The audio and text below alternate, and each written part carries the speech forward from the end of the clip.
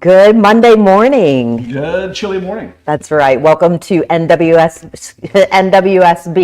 Let's try that. Extol Unfiltered, caffeinated by NWSB. Actually, some of the crew from NWSB will be in the house a little bit later today. That includes Pat Daly and Sid Whitlock. We appreciate them.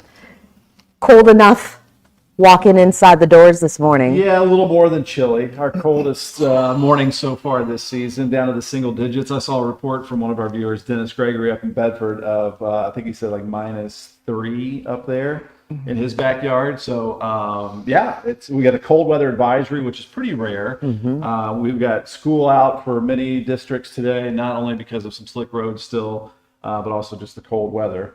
I barely got out of my neighborhood. That's what I was going to say. So you're in Borden. So I mean, are you hilly? Hilly, and maybe the plows came in when it was too late. Like it's just kind of a sheet of ice with a little patch of some pavement here and there. So I was like spinning to basically get up and out of the neighborhood. So my daughters want to go out and run some errands today and shop around, and I'm like, we need to wait and see how these roads are until a little bit later. So.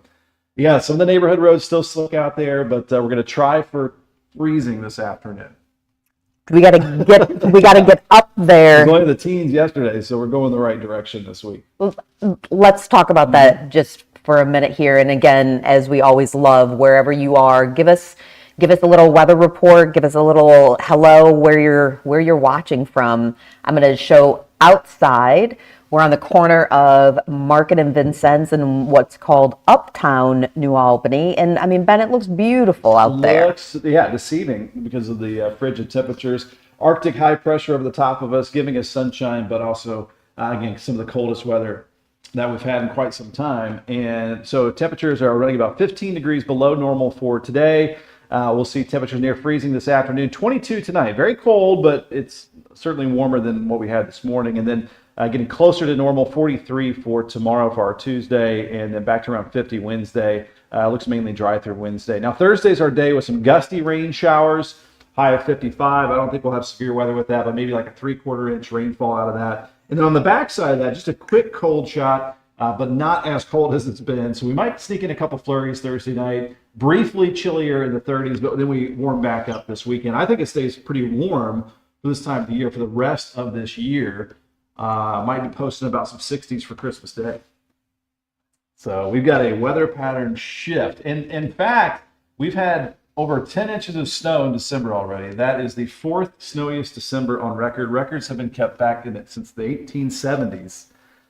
So we're living through one of the snowiest Decembers ever. I'm stuck on, did you just say 60s for Christmas? You gotta love the weather in the Ohio Valley. Really? So it's like a box of chocolate. You never know what you get. I mean, you never know. So we're going from, I mean, that beautiful snow, lots of sledding, ice pack, and, my daughter built an igloo. I mean, those kinds of things, which of course did not last, these are like heavier winter tights, even though they don't look like it. My legs were crying this morning, just walking outside. I know, and it can actually, on a cold morning like this, it can turn dangerous pretty quickly if you're not prepared. Like if your car is stuck on the side of the road, which I saw somebody stuck on the side of the road this morning, and you didn't bring the right kind of gear, you can freeze pretty quickly. So thankfully we're going to claw out of this, start to thaw out here pretty soon over the next couple days. But had some fun in the snow with my daughter over the weekend, and my son is doing the synchronous learning, but also after that heading to Perfect North. Perfect North slopes are open 2 hours up to the north, so he's going to go skiing with some buddies. I love that. Perry Porter says, "Good morning. I got my coffee and keep refilling." Cheers to you, Perry. I keep refilling too because it's the only thing that's keeping me a little bit toasty here. Wherever you are watching Extol Unfiltered, caffeinated by NWSB, drop in the comments. We love reading them. We love knowing what you're up to on this chilly but beautiful Monday morning. So you're in Borden, and you said that you had a hard time getting out. I live on a hill, and so we've been stuck on the hill before, but my husband and business partner Jason Applegate did a great job. The first round he shoveled, like literally shoveled the entire driveway, which that is a feat.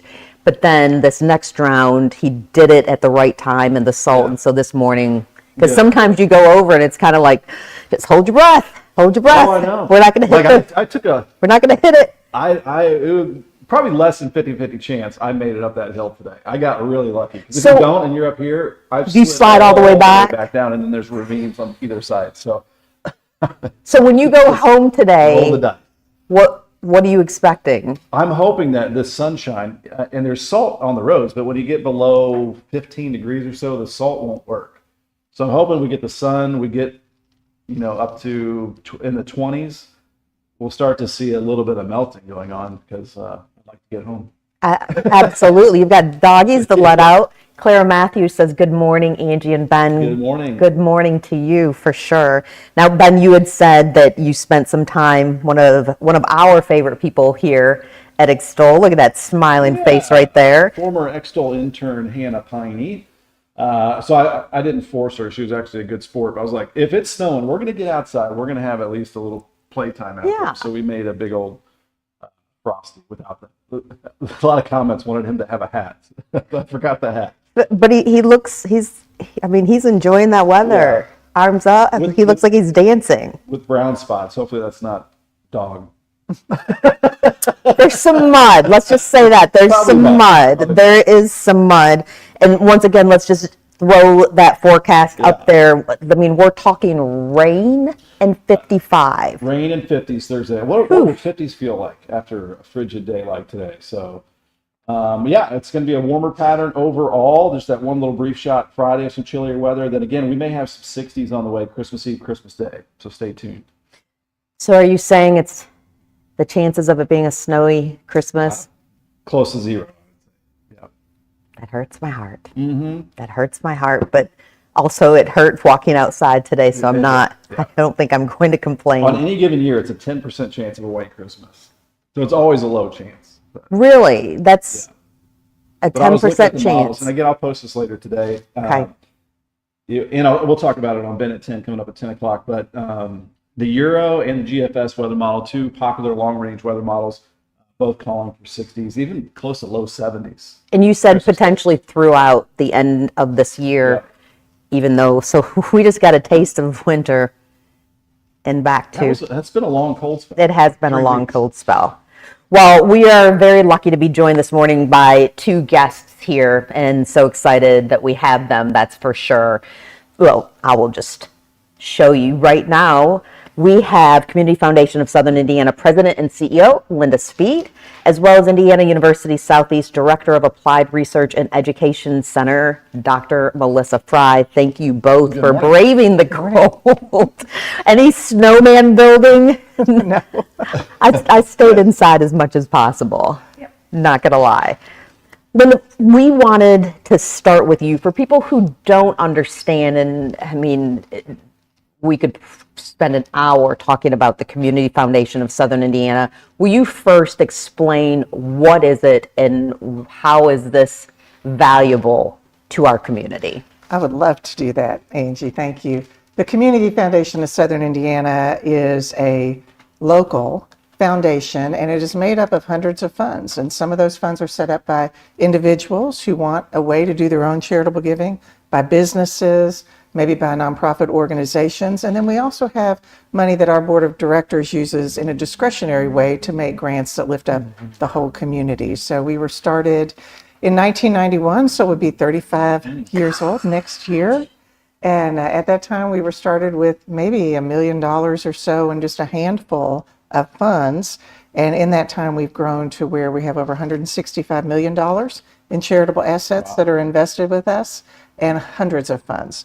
So what we do is we try to not only help individuals do their charitable giving, but we try to look at the needs and the priorities of our community. And because we're governed by a local board of directors who have the best interests of the community at heart, and they know the needs and they know who's doing what, in the community, it's a really wonderful way for us to be able to put our finger kind of on what the community needs are and how to drive charitable assets in a way that really leverages a lot of investment in the community and growth and improvement. We were talking earlier, this has been a big year this year for you guys? Yeah, it's been a big year. We have a match right now from the Yes. Lilly Endowment, and the history of the Indiana Community Foundations cannot be separated from the Lilly Endowment in Indianapolis, and they've been very generous over the years with matching grants to help Indiana Community Foundations raise those unrestricted assets that we get to use in the community for greatest needs and highest priorities. And we do have a match right now that allows us to turn every dollar that someone gives to us for our community impact fund into $3. We had $2 from Lilly with it. So it's a great way to triple the impact. Oh, yeah. When you say community impact fund, what specifically does that mean? So if I'm watching this right now or in the replay, which we always love when you catch us in the replay, how can I help to get that match? Right. Well, the Community Impact Fund is a permanent fund. So it is designed to provide a permanent charitable resource for our community to be used over generations. Right. And every dollar into that right now is matched with $2 from Lilly. And we give away out of that fund right now close to between $400,000 and $500,000 a year in grants, very strategically focused. And with this match from Lilly, should we meet the whole thing, we'll be able to add $200,000 to that total. And that is every single year from now on. Wow. For our community. That's massive. Yeah. When it comes to, and we're going to bring Dr. Fry into this in just a moment, because the research that you do is so integral to our community and people need to know. But in terms of what you're seeing this year, I mean, we've watched communities rally together in so many ways to make sure neighbors have food and, trying to figure out where should I donate and how do I donate. What are you hearing from nonprofits? What we're hearing right now is there's just a lot of uncertainty about the future, and things could be fine, things could be bad, and no one really knows at this moment how that's going to be. But what we have seen played out is a greater need at our food pantries than they've seen in recent years. Our unrestricted fund, this Community Impact Fund, was able to give away some grants. Earlier this month, we gave away $33,000. That was with a lead gift from one of our board members, some funds out of the Community Impact Fund, and some generous donors that added to that. And we supported 6 different food pantries across Clark and Floyd counties with that funding to help them fill the need that they've got. A year ago, we gave a grant to the White Flag Shelter because of the cold weather that we had, like we're having right now. And they were in need of some support, and we were able to use that fund to do that. When COVID hit 5 years ago now, kind of overnight, everything changed, if you all remember. And this fund, our board took $100,000 from this Community Impact Fund and opened a COVID relief fund at that time. Yes. And within a few weeks, we had over $1 million that had been donated to that fund that we were able then to deploy over the next year and a half for PPE and for keeping small businesses open and people employed and all those great sorts of things. There were a lot of nonprofits that overnight had to start doing their work remotely and didn't have the technology to allow them to do that. So we were able to help with that. And that's an example, I think, of a way this fund is so flexible to meet whatever our community needs are at the moment. So it's a great resource to have here in our community. Definitely. Now, I'd love for you, Linda, to just talk for a moment, the priorities for progress in Southern Indiana 2025. How is the Community Foundation partnered with what Dr. Fry is going to talk with us about in a moment? I would love, and I can show you it. Yes. Because here it is. We started actually in 2015. We engaged Dr. Fry and her team at IUS to create what we believed was the very first comprehensive needs assessment for our 2 counties, which really covered, every topic. So everything from arts and culture to the environment to education to health and welfare, economic development. And Dr. Fry and her team were able to use public data and then interviews and focus groups and surveys to pull together not only what our community believed were the greatest needs of our community, which are things that are important to our community members, but where we could improve how we're addressing those. And also the other thing would be our strengths. So where are we addressing things that are important to us that we're doing well, and we need to keep doing those things. All those were wrapped up into that first report. We refreshed it in 2020, so 5 years later. And then this 2025 edition, which really just came out a few months ago, is a kind of a post-COVID look at the needs and all of that might have changed or been exacerbated by the COVID pandemic. And this has been one of the best partnerships I can imagine between the Community Foundation and the Center for Applied Research and Education, because this data has now become, after the last 10 years, become just sort of standard data that is quoted back to us in grant applications that we get, that nonprofits are using for other applications they do elsewhere, because it's important information that is local and tells us exactly what's happening here on the ground where we live. Absolutely. Well, it's good to be not just sitting here content with how things are going. It seems like you're always looking to improve and improve our community. Right. And needs do change over time. And they do change. And we've got that website that's up there. If you want to learn more, if you want to get a hold of the Priorities for Progress report, you can just go to that website right there. But Dr. Fry, what are the areas that are in particular addressed in this progress report? So again, the Priorities for Progress report covers a variety of areas across from health and housing, mental health, substance use disorder, workforce development and the economy, educational attainment, and arts and culture, quality of place. So it really cuts across a variety of areas that are vital to quality of life and quality of place and our, enriching our lives. So it does dip into all of those areas. And again, we find that the priorities that people really hone in on are health and wellness and the economy, of course, jobs and income levels. And with those and close behind those is housing. So this particular report we did at the same time we were doing a study on income and housing. Right. And so those kind of fit together nicely as well. So ultimately, what did you find? Which I'm just going to be honest with you. Just if you're looking on social media, if you're talking with friends, I don't think you're going to be that surprised. Right. So, as usual, people are certainly concerned about the economy and specifically growth in wages, and that growth in wages meeting growth in costs. So. One thing that we find in the housing study that's very relevant to the Priorities for Progress is that housing prices, median list prices, have grown in the time that we've been doing these assessments, have grown more than 80% across the 2-county region, while median income, midpoint for incomes in the region, has grown more like 34-35%. So that growth in the cost of housing is really hitting people hard.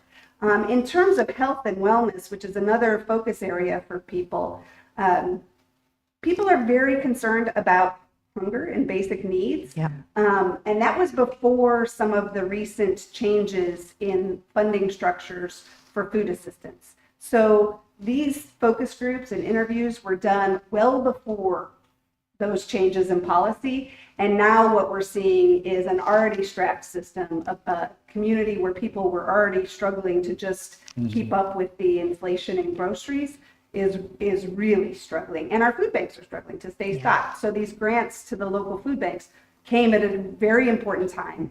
And having this data already in hand, we knew that this was really a crisis moment for our local food system. It's scary to watch because, like you said, I mean, this has continued. These needs have continued, and I certainly don't expect that we're gonna, here we go, fixed it today, right here. But what can we do? I mean, your average person who has a heart, and I think, I truly believe this, there are so many more who want to help one another than ever before, than the contrary.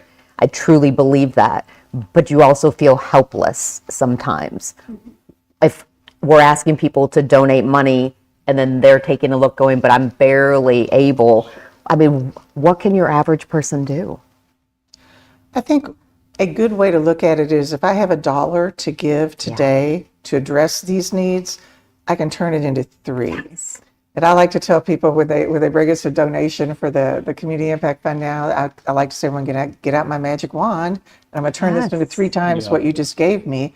That's pretty unusual and pretty exciting. So the smallest gift to help us meet this match becomes even bigger. And then it's joined with all the others that we've accumulated in that endowment fund, and it is able to do good going on for generations. So I think it's an exciting thing for somebody who thinks, well, my dollar is not going to help that much, but yes, it will. There's a way to make it help a lot, and we can provide that avenue. And you also have a scholarship portal at your website as well, right? So for students. Yes. We offer, nearly 100 scholarship funds at lots of local high schools, maybe at some of the local college campuses, but then also we have some that are in other states, because it's when we work with donors to set up a scholarship fund, it's what does that donor want that money to do? What is the student that donor is hoping to help support look like? It's not what we're doing, it's what that we're helping that donor achieve what they want to do with that fund. I want to go back to what you'd said about even just a small donation. I mean, I grew up single mom, full-time nurse, raising 5 kids in rural Michigan, and I mean, we didn't have anything. But my mom raised us. We may not have much, but we give what we can. And that was just ingrained in our life. And I remember sitting down at that dining room table once a month, and because of the church, that's what we did. We decided where was 10% of her income going to go. And there were times, especially as you became teenagers, and my sisters and I would just, we saw what other people had, but yet my mom was teaching us, we maybe only have this much, that's 10% is this much, but we can do big things with that. And that's what you're saying. You don't have to have hundreds, thousands of dollars to give. Your dollar equals 3. And that matters. That math is very important right now. And it's good through the end of this year. Yes. So we want people to know that. And just imagine if everybody just gave a little, what that could do. Melissa, going back to the priorities for progress, how did you compile the findings? I think that's important. Sure. So the first thing that we do is our commitment was to update the public data. We wanted to make sure that we got up-to-date numbers. We know that our local nonprofit organizations use these reports a lot in their grant writing and in identifying stress areas themselves. Both, they sort of pair that with their own experience to confirm what they're seeing on the ground. But we also then did listening sessions where we were targeting lower income community members. Our last priorities for progress, we knew we had a skewed data set toward higher income, higher education, which is fairly common. And so we recruited folks whose household incomes were below $75,000. And so those conversations were rich. They took place at public libraries and local nonprofit organizations, and we gathered people's ideas about where they saw the greatest strengths in our community, where they saw opportunities, and what some of their big ideas were, what kinds of changes might be transformational for our region. And then we sort of pulled those things together, generated a list of ideas coming out of those big ideas given to us by local residents, and we paired that with the data, and we did what are called gallery walks. So people came to the public libraries and we had posters of the quantitative data and then lists of priorities, our standard areas that we've asked people about over all 3 of these assessments, and then some of these ideas for how to address things. And we had people vote. We also did a survey that we sent out to nearly 500 households. Didn't have a huge response rate, but we did hear back from folks. On that survey, we asked people to prioritize needs across areas, and we asked them also to vote on these ideas for things that we could do. So we pull all of that together and kind of triangulate all that data to come up with our assessment of where people see strengths and where there's opportunities for growth and new commitments, perhaps. We talk about priorities for progress. What about strengths? What are some things that, everybody loves hopeful news. What are some things we're doing right in our communities? So people love living here. People feel Yeah. committed to the region. They love the community. They feel like we have a strong faith community, that we have, good nonprofit organizations serving the community. They feel a sense of tie to the region's history and culture. So that's all great. People feel pretty good about the schools too. We hear a lot of good conversation about experiences with the schools. So people do have a sense of strength. They note some of the recent growth in investments in our parks and the Ohio River, the Greenway. People love the Greenway. And so we've heard lots of good things about parks, the trees, the tree walks in our communities. People really like the new tree plantings over the last 10 years that have really invested in increasing the trees in our communities. So people are excited about a lot of the positive changes that have occurred over the last decade or so. But when it comes down to it, we need affordable housing. We need to look at the wages. Yeah. They're not rising with the increase in costs. And what else? So people also note health, mental health. Yes. These issues are certainly remain a concern. We have a provider shortage in our area. And so that's a real challenge for our communities. Yeah. So access to healthcare. We have seen improvements in some of our health behaviors over the last several years, but we have also seen, we've seen declines in smoking, for example, right? And declines in sedentary lifestyle, but we've still seen increases in obesity. And so these are concerns. We've seen some improvements in our deaths from substance use disorder, our overdose deaths, and other issues related to substance use disorder. So we have a strong recovery community, but we still have a long way to go. We are still exceeding sort of state averages for indicators of these issues. Is there anything else that you want to make sure people know? I would say there's two other areas where people note need for improvement. One is transportation, and we're seeing, further cuts to the public transportation service to Southern Indiana. And one of the big ideas is really investing more in on-demand transportation for our more rural communities in particular, but also really our whole region because we have so little public transportation service. They also want to see more holistic approaches to workforce development. So people know that with technology changing so fast, we need workforce development at all stages of our careers, whether your career is tied to a college education or trades. All across the board, we need that workforce development, training, and education to be geared at lifelong growth, right? And adapting to changes in our economy. Absolutely. And Linda, the last word for you for sure. Well, I will say that this last 2025 update, we made a very intentional outreach to the more rural communities in our two counties, which was very strategic, and we wanted to hear from those more rural voices because it's important to make sure we're hearing from everybody. We also made a more intentional outreach, as Melissa said, to reach folks maybe in some of the city centers, just so we were getting a good overview of the whole community. So that's all incorporated into the report. And the other thing I'll say is our board of directors does use this information to make its grant decisions that come out of that community impact fund. And it's done very strategically. For the last 4 or 5 years, we've had a quality of place focus for our big grants out of that fund. And I did bring this also available on our website, but it's a report that we did on the impact of the 6 grants that we've made over the last 5 years. They totaled $700,000. Wow. It was for inclusive playgrounds in New Albany and Charlestown and Borden. We did a sidewalk, kind of a connector sidewalk project in Georgetown.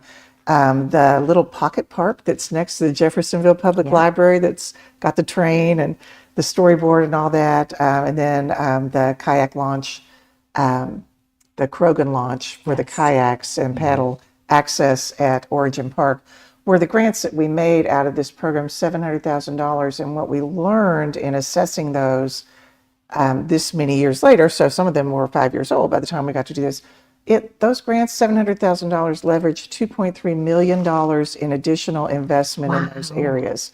So quality of place investment is a strong way to start lifting up the whole community. And the report does show that, but we're very excited about that. And we'll be using the new data that came out of the 2025 needs assessment to kind of fine tune and hone in on where are some, Melissa likes to talk about leverage points, things that you can invest in, that when you invest in those areas, you are turning the dial on a lot of other things. So one example that I know Dr. Fry has given before to us is if, let's say you build a new child care center. So we have a dearth of child care centers. If you build a new one and now you've got spots for an additional 40 or 50 children to get that high quality early care and education, but that's not all you've done. You've possibly given that mom an opportunity to go back into the workforce. And if she's back into the workforce and earning a living and a paycheck, it's possible that they can now afford a car and not have to use public transportation, or they can become homeowners for the first time. And there's a lot of wonderful things that happen by just addressing the leverage point that then makes a lot of other really good things start to happen in the community. So that's what we'll be looking at with this. It's all exciting, and it is also an invitation to get involved to our community. We appreciate you taking the time. If you want to learn more information, visit cfsouthernindiana.com. All of these different reports, resources, and way to donate, it's right there. That was a lot of information. It's a lot of great information, and that's one of the things that I love about the Community Foundation. You can keep digging and then go, oh, you do that, oh, and you do that, and you do that. So It's super intentional. absolutely. Yeah. Dr. Fry, Linda, thank you so much for taking the time. Ben and I will be right back. I'm Angie Fenton, and this is meteorologist Ben Peine. Start your week with Extol Unfiltered, caffeinated by Nwsb. Every Monday at 9 a.m. on Extol Media Socials and My Socials. And my socials, too. Join the conversation.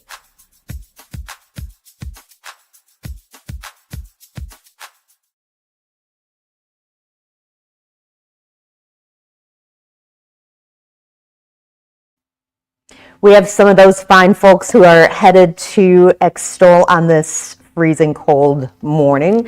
But Ben, time for our event of the week, and I absolutely love this. I think this will resonate with a lot of people. It's our event of the week presented by Rasmussen Chiropractic. And also wanted to tell those of you who are in the comments, we see you. We're going to jump to the comments here coming up in just a moment. But our event of the week presented by Rasmussen Chiropractic for, I think, the first, maybe second time is actually on video. So check it out. Hi, I'm Pastor Chris Nykerk here at Trinity Church, and believe it or not, for those of us that are relatively happy people, it's hard for us to understand that there are people who really struggle around the holidays.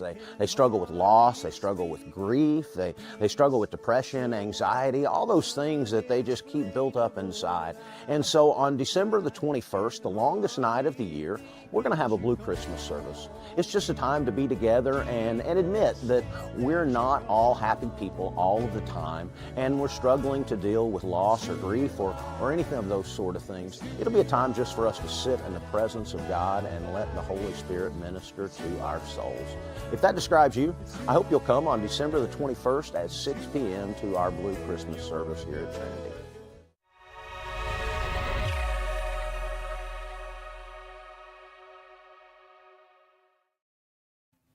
I love that Trinity Church in New Albany is having that December 21st, that's Sunday, 6 p.m.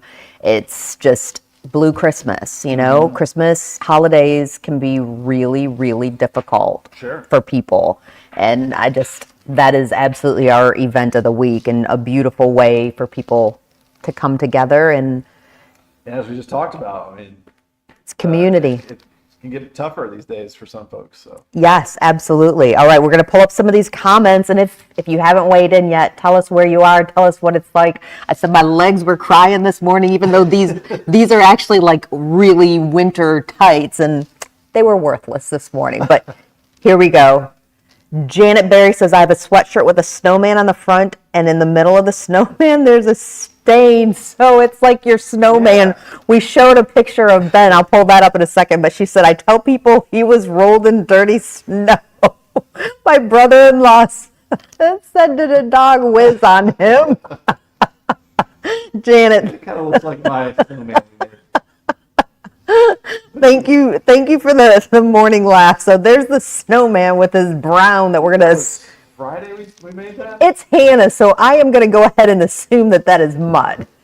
I think it's mud. That's mud. I'm going to say it's mud. We're gonna. I mean, I have 3 dogs. It could be something else, but Or did you name your snowman? I think it was mud. Actually, I'm 100% sure that. Nah, I just called him Frosty. We brought Frosty to life. All right, bringing Frosty to life is definitely a good. Played with the dogs out there a little bit. Had a good time. Oh, Hurt my back a little bit. Miss Tammy Morton, can you read that one? Good morning, Ben Peine or Piney from Tammy and Vicky. Thanks for tuning in. Oh, I love when they always say hello to you. Erica Risotto, good morning from Charlestown. I know she's from the Charlestown area. Best last name. I just love Erica's last name. You know what my car calls you? You know the car, like when it says things out loud, like your contacts. You, for some reason, have, once I changed it from Pine to Piney, you are now Ben Pen. Ben Pen. That's not even phonetically correct. At least it's not Peine or whatever. I mean, it could be a lot of things. Kathy's given us a thumbs up or thumbs up back to you, Kathy, that's for sure. Kenny, oh, we love Kenny. Kenny. I won't share Kenny's news, but Kenny is an amazing, amazing man who has done something that'll make me all teary. I won't do that, but absolutely fantastic. Good morning, Randy Bullitt. We saw your comment on there. Vicky Berger. Hi, Ben and Angie. Vicky up there near Salem, Indiana. All right, Lillian Lasley is where? You remember? Litchfield, Kentucky. She says, good morning, everyone. Stay warm. It's cold, burr. A lot of R's. Usually it's a B-triple-R burr. So tell me, That's a lot of R's. Vicky's saying that she potentially can hardly hear Ben. Is Ben okay? I'm talking to our director. You can't see. Ben, go ahead and. Hello. What'd you have for breakfast, Ben? What do I have? My standard banana and yogurt. Is that your standard? That's my standard. That's my go-to. That's your go-to. Yeah. Banana and yogurt. All right. Well, if you can't hear Ben, let us know. But is it colder in Kentucky than it is in Indiana? No. Same? In fact, later today, especially by you, Lillian, if you're in southern Kentucky, you might make it up to the upper 30s today, while most of us are going to be stuck in the upper 20s and low 30s. When you have a little bit of a snowpack on the ground, it'll be colder than what the weather models tell us a lot of times. Okay. So there were, in fact, some areas this morning that dropped to 0 or even below 0 outside of the city. Okay. Kathy Kreider says, good morning, everyone. Sun and snow.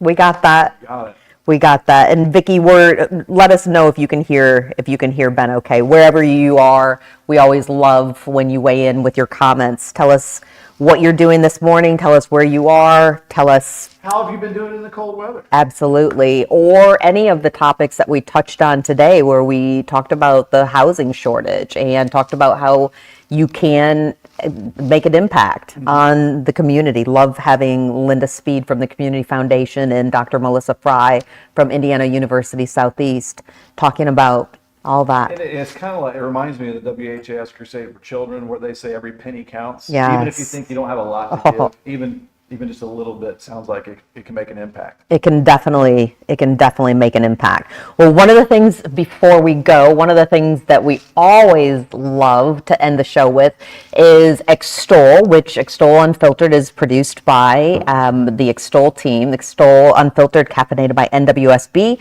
and Extol's longtime creative director, artist Adam Kleinert, who's out of Henryville, always creates some sort of art, which I didn't watch this one again. I like the surprise. So here's Art with Adam.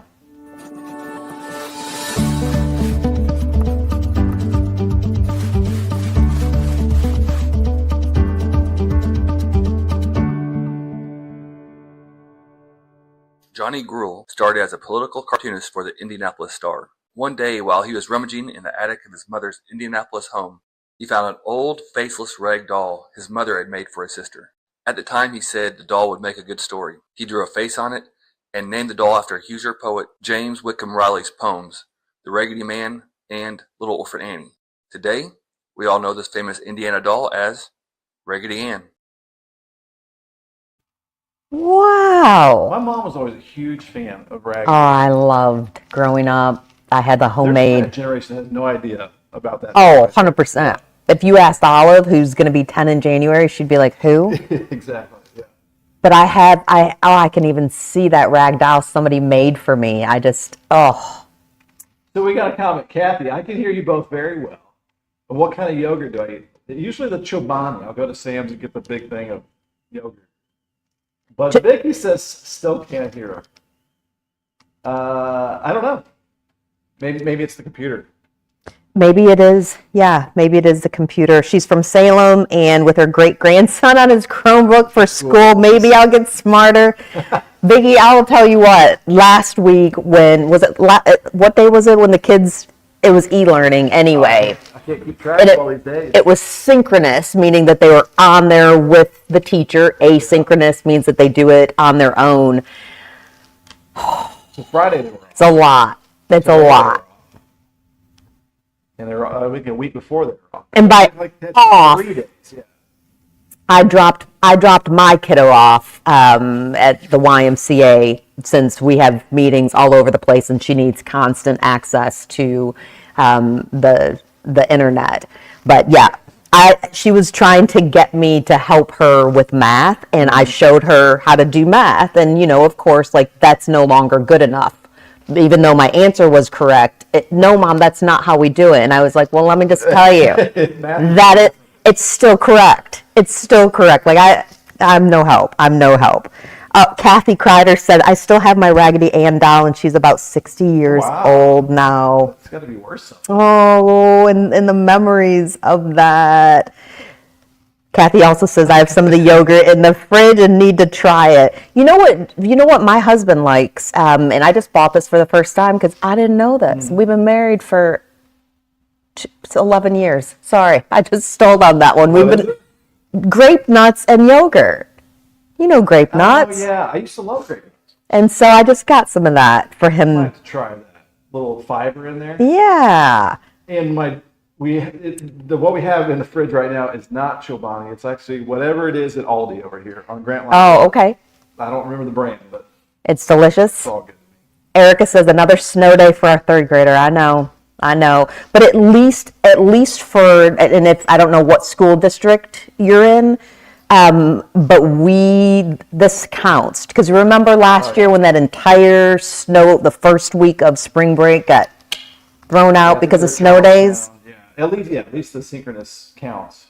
I don't know about asynchronous. I guess that counts too. It counts. It counts. I don't know.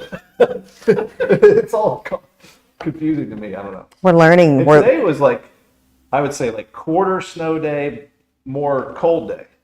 We don't get a cold day very often. Some of the walkers, I have a garage. I didn't grow up with a garage, but I have a garage now, and I just am so thankful. I don't think I'll ever lose that, where we had to walk to our car. Like that's also how I was when I was over in Louisville. I street parking and all of that, and so I do like walking into a garage, but walking just into Extol, like I said, my legs were crying. This doesn't happen very often. It's kind of cold weather. But one more time, because Bennett 10 actually is going to start on time because we didn't eat up your time. But it's 9:44 at this.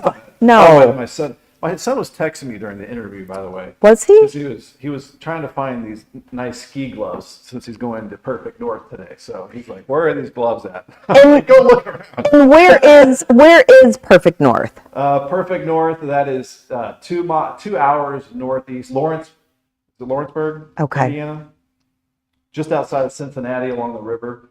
And then Paoli Peaks is an option, but I will say, no offense to Paoli Peaks, Perfect North has been open a lot longer. I got it. Over the last couple of years. It has been starting up quicker too. Vicky Berger says, I love Ben's top. You know what, Vicky, when I walked in this morning, it's the first thing that I noticed because I love that. That's like quintessential winter sweater, isn't it? And also his has a hoodie on it. Like it's a hoodie. So he is, go ahead, put that up there. See, fully warm, fully warm.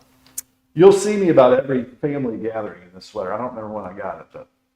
Oh, Erica, this is so sweet. She's of course, she was talking about e-learning, asynchronous or synchronous, but so this would be synchronous. It's amazing to watch 24 kids and their wonderful teacher doing e-learning at Silver Creek. So much patience. So much patience. I do that, Erica. I will like if I'm working from home and it's a snow day, I will like peek in on Olive and then realize that I've got like my hair thing in and, you know, I look like the abominable snowman and whatever, but I don't care. I just peek in and you can kind of see half of my face just to watch all these little faces on the screen. And then my daughter's teacher is Mrs. Hill, who was also her kindergarten teacher and is now her 4th grade teacher. And it's beautiful. Couldn't agree with you more. Thank you, thank you, thank you to our educators. So much patience. No, you can. I'm not going to tell Adam has I'm just saying there was, I kind of looked over my son's shoulder on synchronous learning on one of the classes, and it seemed like a lot of the kids were getting out of hand. A lot of kids that I know that are great kids, but it seemed like it was a wild classroom, and maybe the teacher was just having fun. But I was like, I'm not gonna tell on these wonderful kids. I did not mean to call you Adam. Ben, I was going to say Ben has a different story. But Ben, what were they doing? You said they were just making noise, but it was their regular teacher. Yes, and the teacher has the option if they wanted to Mute everybody. That or go to the principal and be like, these kids need that. Ben with the smackdown. All right, one more. Christian Walker, your buddy, says, good morning, meteorologist Ben Peine. 10 degrees, 17 days. Till New Year's. Ooh. Are you ready for 26? Yeah, I'm excited for 26, actually. Obviously, it's been a big change year for me, so I'm looking forward to what's ahead here. Vicky Berger is, yes, Erica, that's what we're doing with the kids in class. I love that. Absolutely. You know, for 2026, do you make New Year's resolutions? Not really. I don't think they've ever stuck. See, I want to do things on a random Tuesday. Like, I agree. Like, but just the freshness of 2026 and having a goal list. My friend Donna Ennis, we're getting together and we're going through. Some of you may think this is hokey. I do not. Like vision boards, and I mean it. Like, here are the things that I'm going to do this year.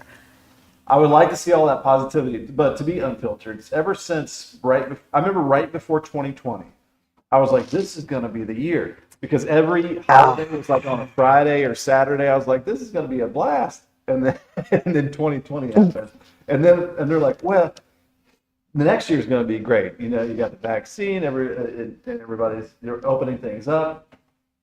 There seems like the years have been getting a little crappier and crappier over the last 5 years, but I'm hopeful. See, and I'm going to spin this a little bit differently. 2020. How are you feeling? 2020 was a year of hardships in a lot of ways, but I also think if you were lucky, it made you assess your life and what you want in it, and who you want in it, and how you want to live it. And it also, I mean, for me, it pushed me to assess. I mean, one, I do not ever in a million years want to live in a situation where my husband, my daughter, and I are captive, and we've all got 500 million things going on.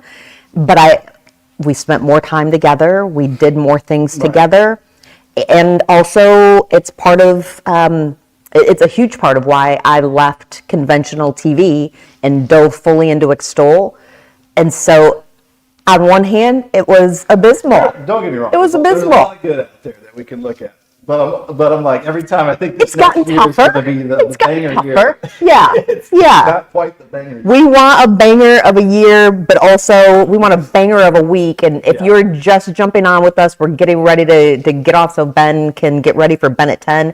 But take a look at this. Ben, 50s. I mean, we're starting to thaw things out. It's getting better here, especially if you're tired of the cold weather. Today's near freezing with sunshine. Still very cold tonight, low of 22, but not as extreme And severe is the cold we had the last couple of mornings, and then 43 closer to normal. Normal high is 47 this week, and then a little above normal as we head to midweek. Now, it looks like Wednesday is primarily dry across the area. Thursday is the wet day. You might get 3/4 of an inch of rainfall out of this. Some gusty winds. Severe weather threats very low with that. And then a brief shot of some chilly air Friday before we're back into some 50s for this weekend. So, and then again, the big teaser here, and stay tuned. We might be talking spring-like 60s for Christmas Day. Okay. That's all I can say. Okay. Gotta go with the flow around here. All I can see, because we have 4 dogs and 3 of them are Yahoos, all I can see is just mud. We already have that. It's coming in. Today it was a little like slip sliding because it was so. I want to bring up just one last. Okay, Gina. Good morning, Gina. Love Gina. Please stay warm and safe today. It's cold, but I want to bring up this one, and then we will truly jump off.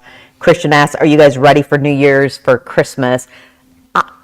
Don't tell my husband, but my daughter and I are so excited about one of the gifts that we got for him that we both have just promised, like, just don't talk about it. Like, don't talk about it. I hope he's not watching. I think it's a home run because he is very difficult to buy for.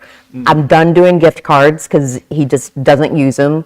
I'm just so many things, but this one, I'll share it when he receives it on Christmas. Yeah, for sure. But what about you?